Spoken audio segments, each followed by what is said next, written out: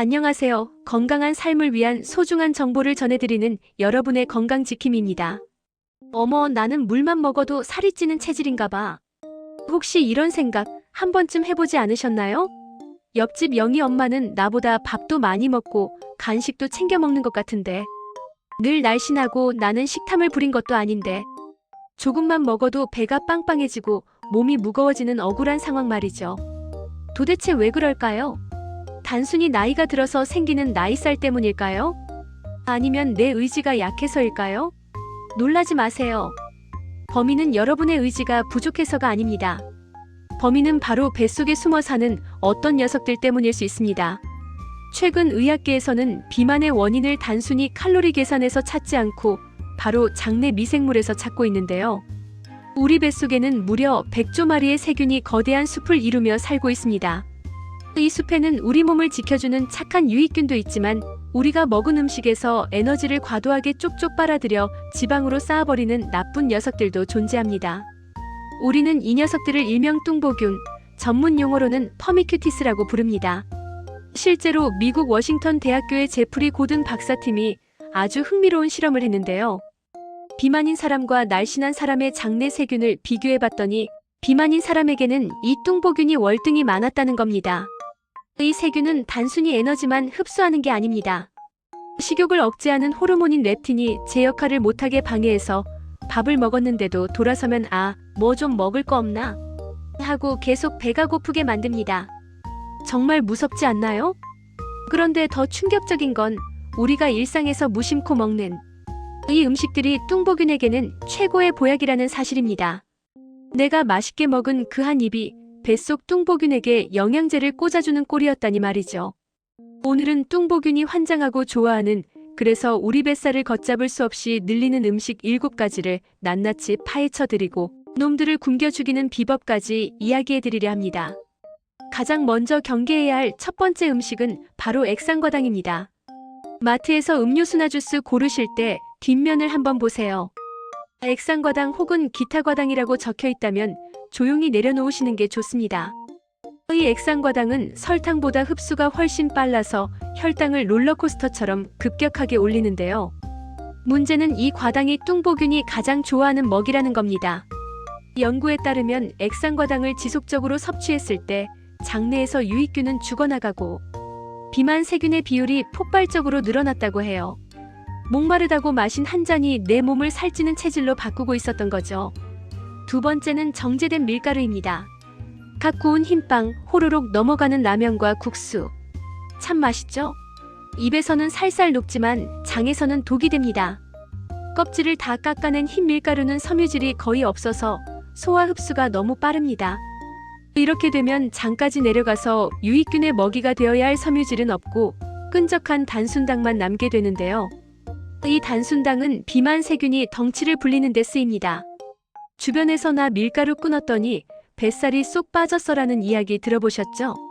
그게 단순히 칼로리를 줄여서가 아니라 장내 세균 지도가 바뀌었기 때문이라는 사실 꼭 기억해주세요.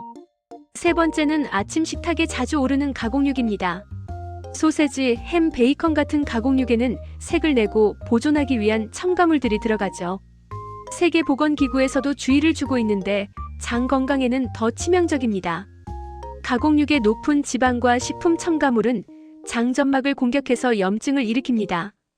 염증이 생긴 장 환경은 유익균이 살기엔 지옥이고 뚱보균 같은 유해균에게는 천국입니다. 아이들이나 손주들이 좋아한다고 밥상에 자주 올리셨다면 횟수를 조금 줄여보시는 건 어떨까요? 네 번째는 튀긴 음식입니다. 신발을 튀겨도 맛있다는 우스갯소리가 있지만 우리 장내 미생물은 튀김을 정말 싫어합니다. 기름의 고온으로 튀길 때 생성되는 트랜스지방과 산화된 기름은 장내 세균의 다양성을 파괴합니다. 실제로 튀김 위주의 식단을 한 그룹은 장내 유익균 숫자가 현저히 줄어들었다는 연구 결과도 있습니다. 기름진 환경을 좋아하는 비만 세균들이 득세하기 딱 좋은 환경을 만들어주는 셈이죠. 다섯 번째는 의외의 복병, 인공 감미료입니다. 제로 콜라는 칼로리가 없으니까 괜찮지 않나요? 라고 많이들 물어보시는데요. 이스라엘 와이즈만 연구소의 연구를 보면 사카린이나 수크랄로스 같은 인공 감미료가 일부 사람들에게서 장내 세균 불균형을 유발하고 오히려 혈당 조절 능력을 떨어뜨릴 수 있다고 밝혔습니다. 우리 몸의 미생물 입장에서는 자연스럽지 않은 화학물질이 들어오면 혼란을 겪고 생태계가 교란될 수 있다는 점 간과해서는 안 되겠습니다. 6번째는 술입니다. 술은 빈칼로리라고 하죠. 영양가는 하나도 없고 칼로리만 높습니다. 알코올은 장점막을 직접적으로 공격해서 장누수 증후군을 일으킬 수 있는데요. 장벽이 느슨해져서 새기 시작하면 독소가 온몸으로 퍼지고 만성염증이 생기며 비만 세균이 증식하기 좋은 최악의 환경이 됩니다. 술 마신 다음날 배가 더부룩하고 가스가 차는 경험 다들 있으시죠? 그게 바로 장내 세균들이 제발 살려주세요라고 비명을 지르는 신호일 수 있습니다. 마지막 7번째는 식이섬유가 제거된 즉석식품입니다. 요즘 간편하다고 편의점 도시락이나 레토르트 식품 많이 드시죠? 하지만 이런 식품들은 식이섬유가 턱없이 부족한 경우가 많습니다. 식이섬유는 우리 몸에서는 소화되지 않고 대장까지 살아서 내려가 날씬균의 먹이가 되는 아주 귀한 성분인데요. 이게 없으면 날씬균은 굶어 죽고 그 빈자리를 뚱보균이 차지하게 됩니다. 편리함 속에 숨겨진 뱃살의 함정, 꼭 주의하셔야겠습니다. 자, 지금까지 뚱보균이 좋아하는 음식들을 알아봤는데요. 듣다 보니 아이고, 그럼 도대체 뭘 먹어야 해? 하고 걱정되시죠? 걱정 마세요. 뚱보균을 제압하고 날씬균을 응원하는 최고의 궁합 음식들도 있습니다. 현미나 귀리 같은 통곡물은 뚱보균이 싫어하는 식이섬유 덩어리라 아주 좋고요. 김치, 청국장 같은 발효식품은 그 자체로 유익균을 넣어주는 최고의 보약입니다. 또 시금치나 브로콜리 같은 잎채소, 한국인의 밥상에 빠지지 않는 마늘과 양파도 유익균의 먹이가 되어 뚱보균의 세력을 약화시킵니다. 반대로 최악의 궁합도 기억해두세요. 가장 나쁜 건 설탕과 나쁜 지방의 만남입니다. 도넛이나 케이크, 양념치킨 같은 것들이죠. 이런 음식은 뇌의 중독 회로까지 자극해서 배가 부른데도 계속 먹게 만듭니다. 뱃속 뚱보균들이 잔치를 벌이는 날인 거죠. 여기서 여러분께만 알려드리는 뚱보균을 굶겨 죽이는 실용적인 팁 하나 드릴게요. 밥을 지으실 때 식물성 오일 한 스푼을 넣고 지은 뒤 바로 드시지 말고 냉장고에 12시간 정도 보관했다가 드셔보세요. 이렇게 하면 밥의 저항성 전분이라는 게 생기는데요. 이 전분은 소장에서 흡수되지 않고 대장까지 내려가 뚱보균은 굶기고 날씬균의 먹이가 됩니다. 찬밥 신세가 아니라 내 몸을 살리는 찬밥의 재발견인 셈이죠. 특히 당뇨가 있거나 갱년기를 겪고 계신 분들은 오늘 말씀드린 내용이 더욱 중요합니다. 장내 세균 관리만 잘해도 혈당 수치가 안정되고 뱃살이 빠진다는 연구 결과가 계속 나오고 있으니까요. 오늘 내용을 정리해 볼까요? 액상과당, 정제 밀가루, 가공육. 우리가 맛있다고 먹었던 음식들이 사실은 내 뱃속 비만 세균의 먹이였습니다.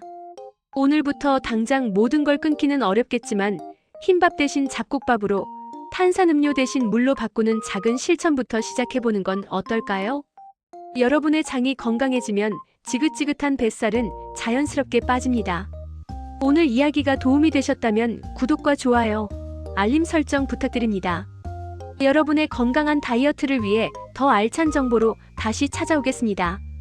소중한 분들께도 이 영상을 공유해서 함께 건강해지세요. 감사합니다.